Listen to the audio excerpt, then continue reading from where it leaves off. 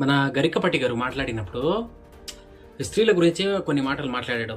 దాన్ని కూడా అనాన్వేషణ దాన్ని ట్రోల్ చేస్తూ దాని గురించి మాట్లాడుతూ ఏదో ఒక బ్యాడ్ వర్డ్ వాడాడు.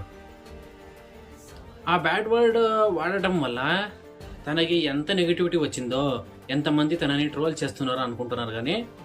కానీ గరికపాటి గారు మాట్లాడింది కరెక్ట్గా మాట్లాడారని మీకు అనిపిస్తుందా? ఎవరికైనా సరే తను ఏం మాట్లాడాడో, 40-50 వయస్సులో ఉన్న మేమే ఆగలేము, ఇంకా కుర్రాళ్ళు ఏం ఆగుతారో అని అన్నది. ఆయన కూడా ఒక వర్డ్ని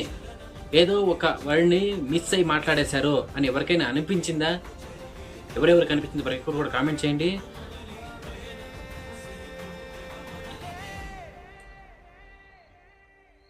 ఎందుకని నేను అలాగంటున్నానంటే, ఎంతో మంది తనని ఫాలో అయ్యేవారు ఈ మధ్య.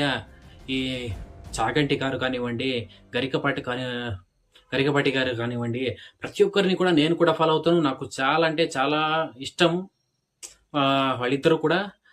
చాగంటి గారి కన్నా నాకు గరికపాటి గారు అంటే చాలా ఇష్టం. ఎందుకంటే మన సమాజంలో ఉన్న మూఢనమ్మకాల గురించి ప్రతి ఒక్కటికి కూడా ఏమేమి మూఢనమ్మకాలు ఉంటాయి అన్నిటికీ ఉపసంహారం లాగా, నేను ఎందుకు ఇంత మూఢనమ్మకంగా నమ్ముతున్నారో వీళ్ళందరూ అని చెప్పి నేను ఎలా ఆలోచిస్తున్నానో అదే రకంగా ప్రతి ఒక్కటి కూడా తను మాట్లాడతారు. జనాలకి ప్రతి ఒక్కటి కూడా బాగా కన్వే చేస్తారు.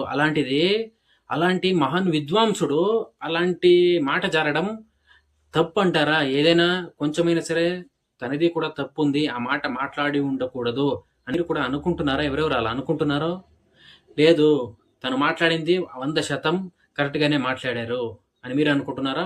వీళ్ళిద్దరిలో గరికపాటి గారు మరియు నా అన్వేషణ్, వీళ్ళిద్దరిలో ఎవరు మాట్లాడిన మాటలు తప్పు, ఎవరు మాట్లాడిన మాటలు పర్ఫెక్ట్గా మాట్లాడారు, వాళ్ళు చెప్పింది నిజమే అని అనిపించింది. ప్రతి ఒక్కరు కూడా కామెంట్ చేయండి, లైక్ చేయండి, షేర్ చేయండి. దయచేసి ప్రతి ఒక్కరు కూడా సబ్స్క్రైబ్ చేయండి. Thank you so much.